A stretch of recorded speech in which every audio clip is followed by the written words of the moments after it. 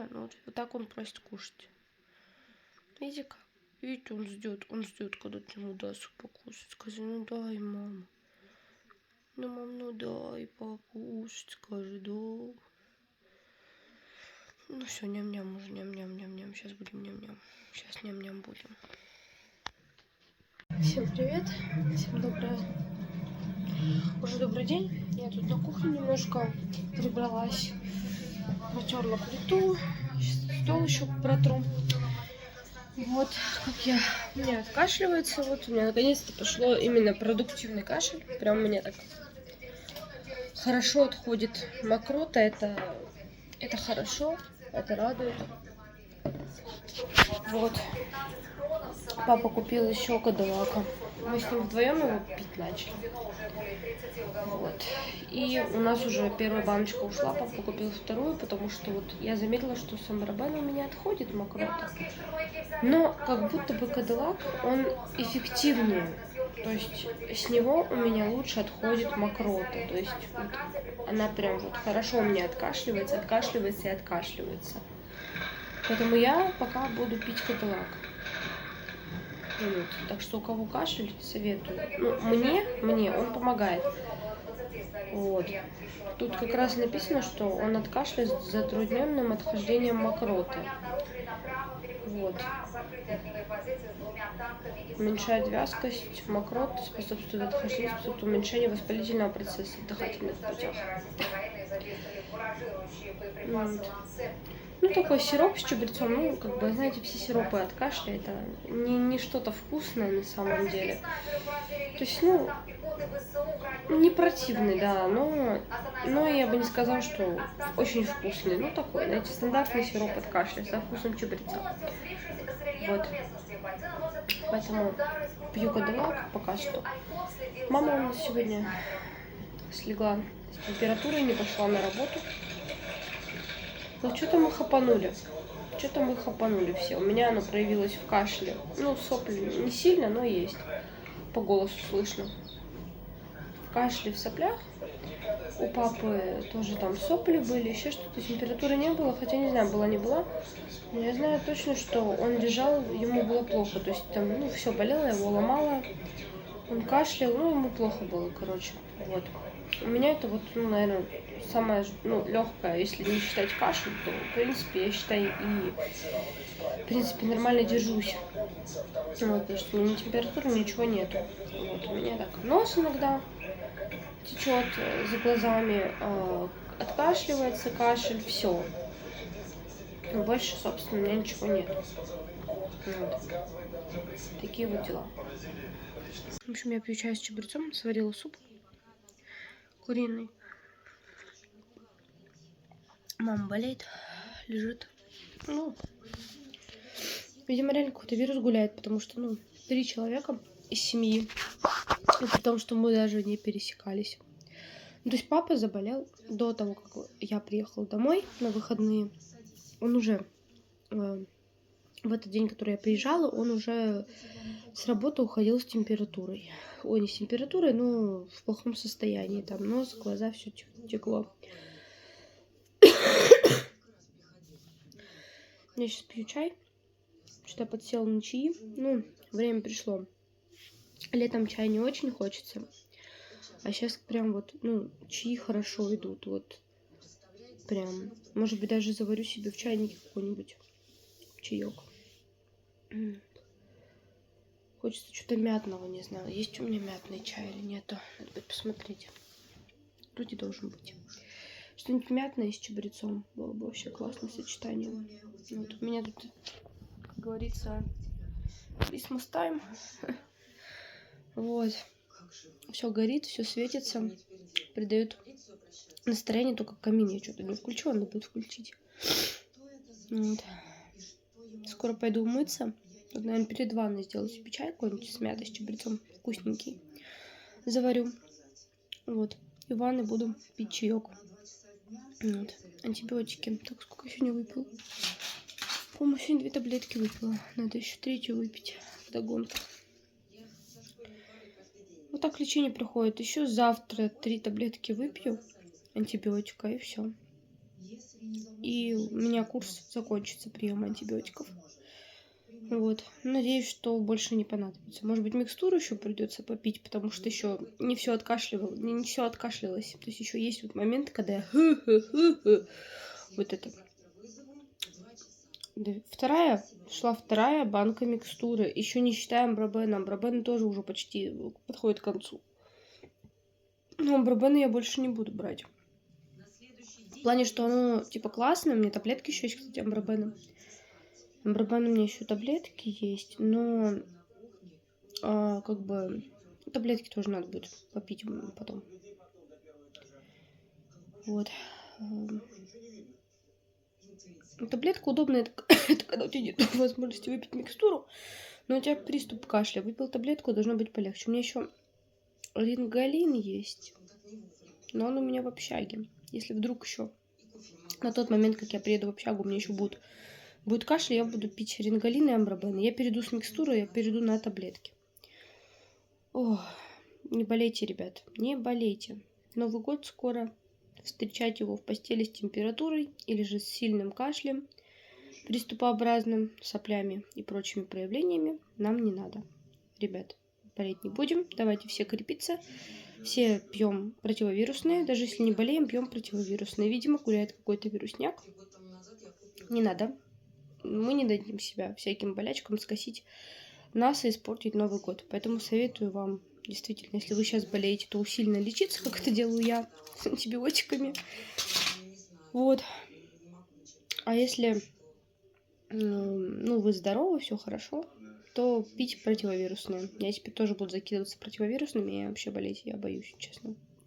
Перед Новым годом не хочу, у меня столько дел, что мне некогда, мне тупо некогда болеть, понимаете?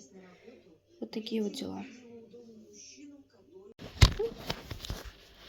В общем, я уже сходила, помылась, сижу, уже чай попила.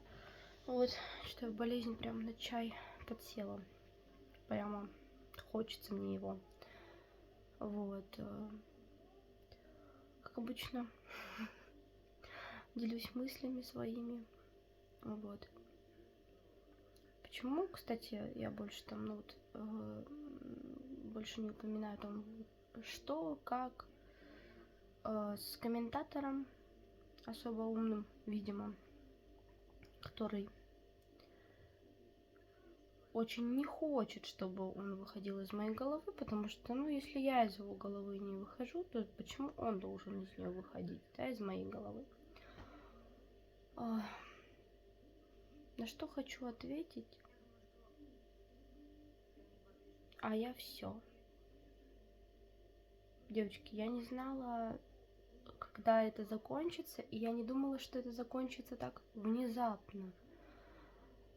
То есть в один момент я проснулась, я жила им, понимаете? Я думала, господи, когда напишет, не напишет, что у него там в жизни происходит, почему он написал этот комментарий, почему после этого комментария он что-то там молчит и так далее.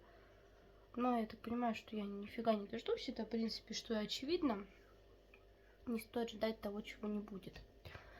Вот, поэтому я в один прекрасный день я проснулась и поняла, что мне все равно.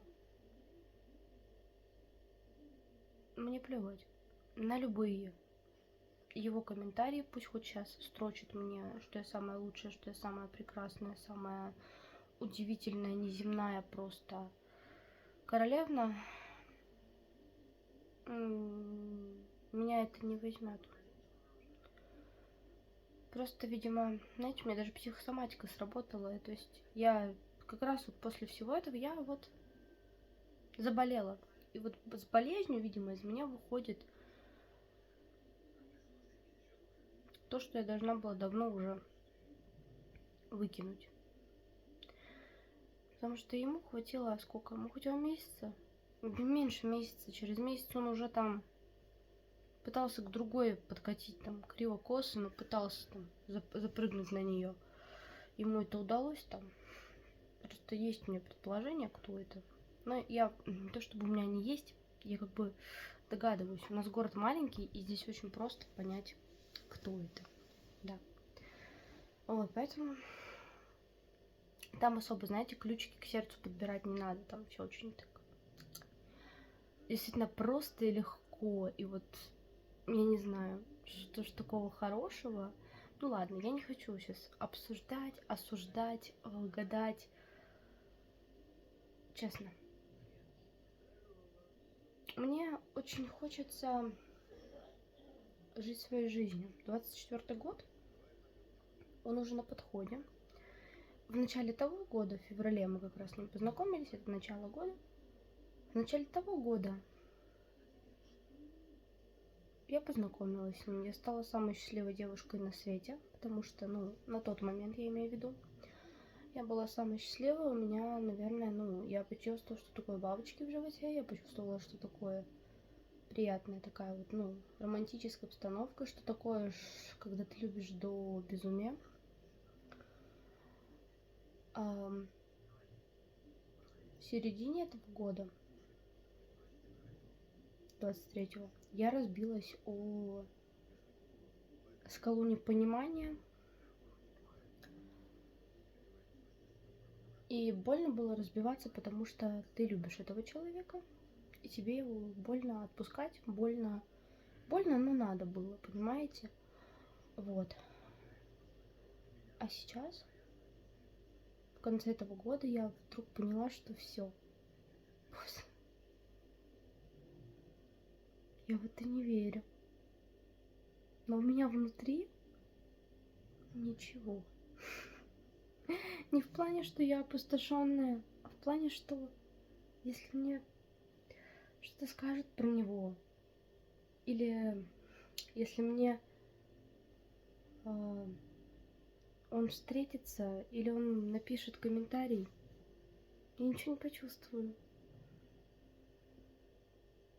То есть настолько было мне больно, что сейчас я тупо ничего не чувствую. Не то чтобы... И я готова, действительно готова найти. Ну, точнее, искать я не хочу, потому что, ну, искать это вот... Настя мне как раз вот это вот... такую вот мысль в голову дала, что ищут какую-то вещь, там, что-то потерянное. Вот. А вот любовь, ее просто судьбу, ее встречают.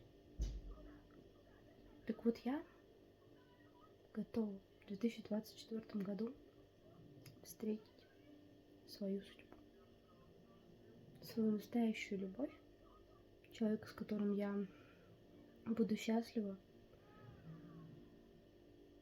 и который будет меня всегда слышать, которого я буду слышать. В общем, наконец-то я к этому готова. Возможно, скажет, может, ты его уже встретила. Нет. На данный момент я остаюсь пока свободной. Пока я не в активном даже поиске, я почему-то приняла решение жить без поиска. Я не хочу искать. Когда ты ищешь, это получается не то. Вот, например, с моим бывшим молодым человеком, я его встретила в тот момент, когда я не искала парня, то есть когда я даже не рассматривала. То есть я просто лежала, мне звонит папа такой, я там тебя чуть замуж не выдал. Вот, типа мама мне это сказала, потом папа мне это сказал там, типа что вот там я дам, да, я там сказал ему там, вот он тебя найдет. Он меня нашел, да, действительно. И это произошло именно в тот момент, когда я не искала, не думала о том, чтобы у меня были бы отношения. Именно в этот момент все и произошло.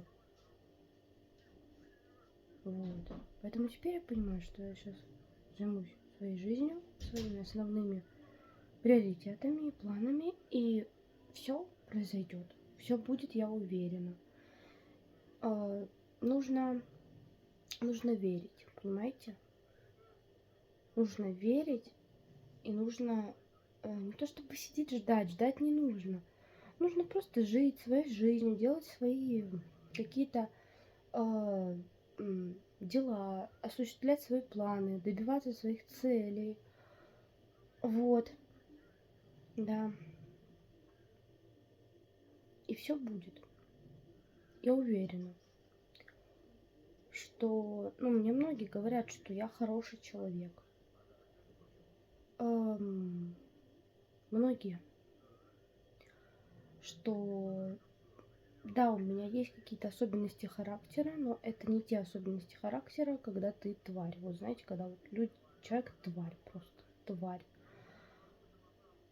Бывают у меня состояния такие, когда я действительно как тварь, да, но это не то, что я с людьми обхожусь так, а в плане, что иногда вот просто у меня есть желание забраться под одеяло, накрыться семьей делами, не трогайте меня, не подходите ко мне, меня все бесят, меня все достали, я всех ненавижу, но это, извините, это гормонально у меня обусловлено, у меня, к сожалению, кто-то говорит, что это все фигня, нет, действительно, у меня ПМС очень веселые и очень весело проходит, так что иногда нормально, а иногда меня просто разрывает настолько, что я просто, ну да, я могу сорваться, я могу наорать, я могу перепсиховать, ну то есть как бы вот для меня это норма. У меня именно гормональный фон, и в это время у меня гормоны скачут, я думаю, что у многих. Думаю, что у многих девушек такое происходит, и вы меня поймете сейчас, и не скажете, что я долбанутая. Но даже если скажете, что я долбанутая, ну, это моя особенность. Просто моя особенность такая вот у меня. Вот. Меня об этом. Ну вот. В общем, я решила, что я хочу оставить его в 23-м году. Он пришел в мою жизнь в 23-м году. Как говорят, если это твоя судьба, она от тебя никуда не уйдет. Если он моя судьба, он обязательно как-то проявится в моей жизни, но проявится только после того, как станет человеком, у который поуспокоился, перестал вот это все делать, то, что он делает, только после того, как действительно он что-то поймет. А если это не моя судьба, то значит не в 2024, не в 2025, не в 2030 году, да, наши пути не пересекутся, а если пересекутся, то пересекутся просто как прохожих. Не более того. Поэтому я решила, что в 2024 год я вхожу новый и с проработанными какими-то проблемами. И знаете, у меня такое ощущение, как будто бы я все это время несла за собой груз, а сейчас я его выкинула, и мне так легко жить.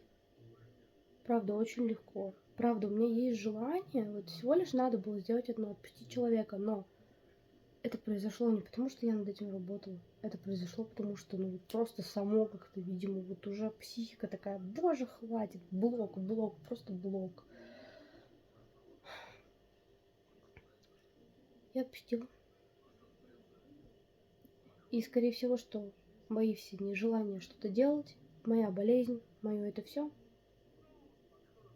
это было вызвано тем, что я все это время, не находясь в отношениях, в них находилась, и все это время мой бывший молодой человек жил со мной, не физически, он жил в моей голове.